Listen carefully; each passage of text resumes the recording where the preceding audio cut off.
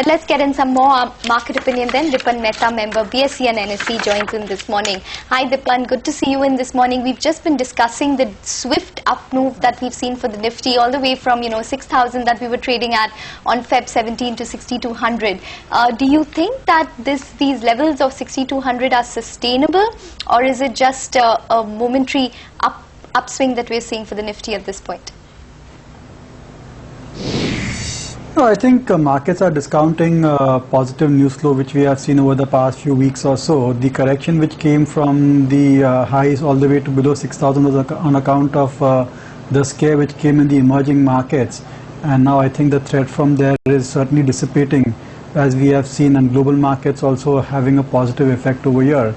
Domestically, I think two important developments. First, of course, is the interim budget is over and done with, and that uncertainty is out of the way.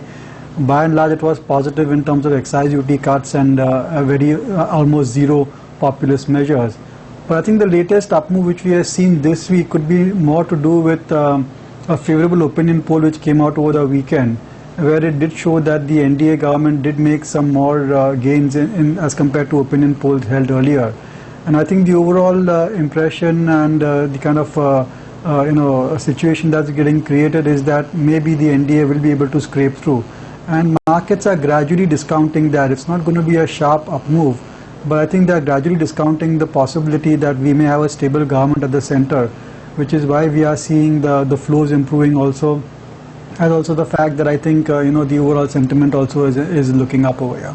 Hi Dipan, good morning. So if someone wants to play this positive momentum, what would you recommend they invest in? Would it be the cyclicals, or would you still go ahead and say that, bet on the defensives? This is just a rally, say, from up until now, till the elections.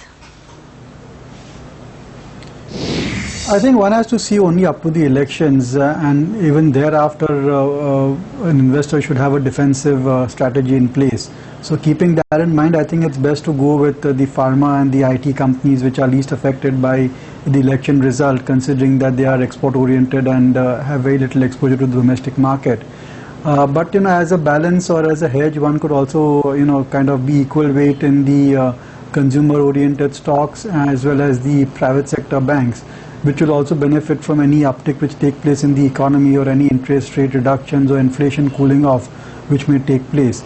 So broadly, these are the four sectors I think investors can be invested in, and I think that would be a fair strategy, giving a balanced kind of performance going forward, so that in the event that the election results are murky, then at least the technology and the pharma companies will benefit, because there could be even a further depreciation of the rupee.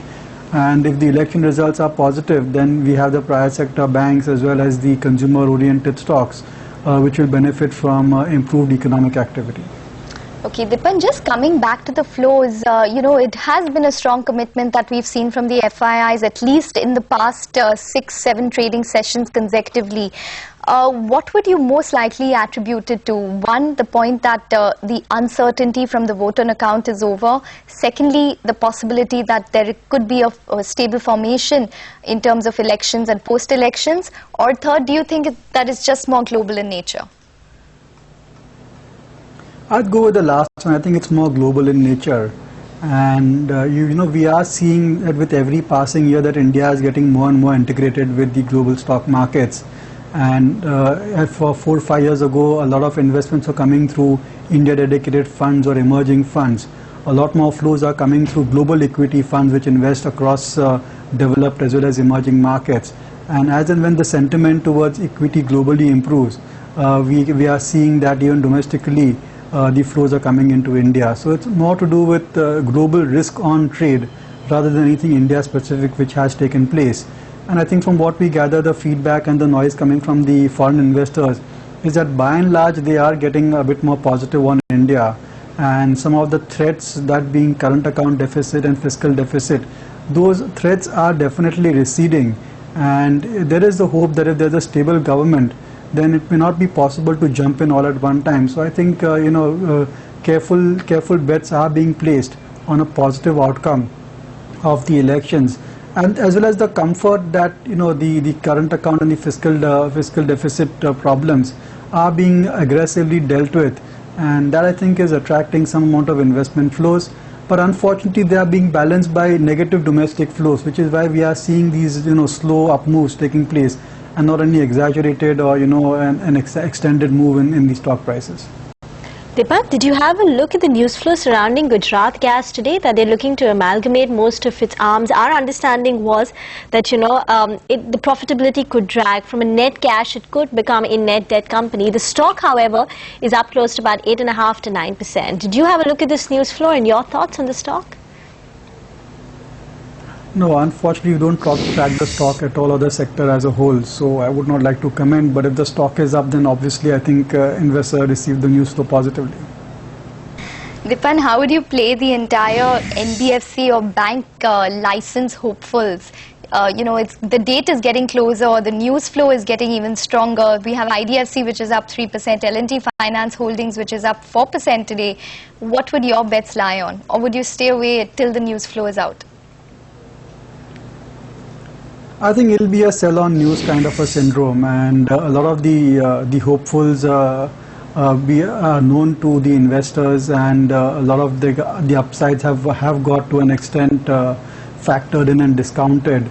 And what is, I think, coming out very clearly is that getting a bank license is not necessarily the license to print money. It's going to be a long haul for these NBFCs to convert into banks, and then to kind of take care of the regulatory requirements. So at least in the short to medium term, there could be a drag on the profitability, and thereafter, the gains would come through.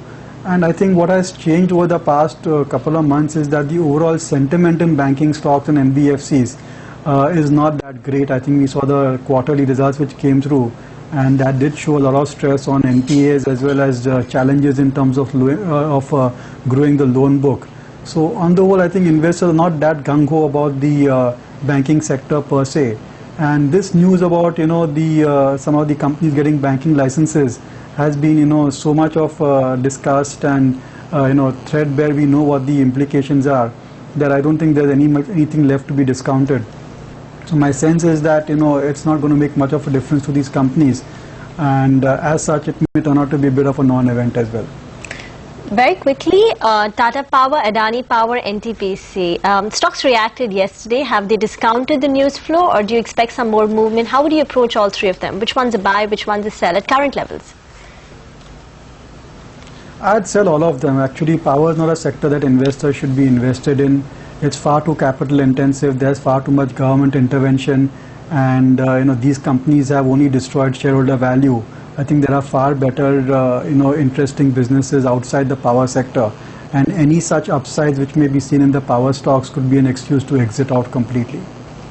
All right, Dipan, we leave it at that. Thanks very much for joining in. So that's the view coming in from Dipan Mehta.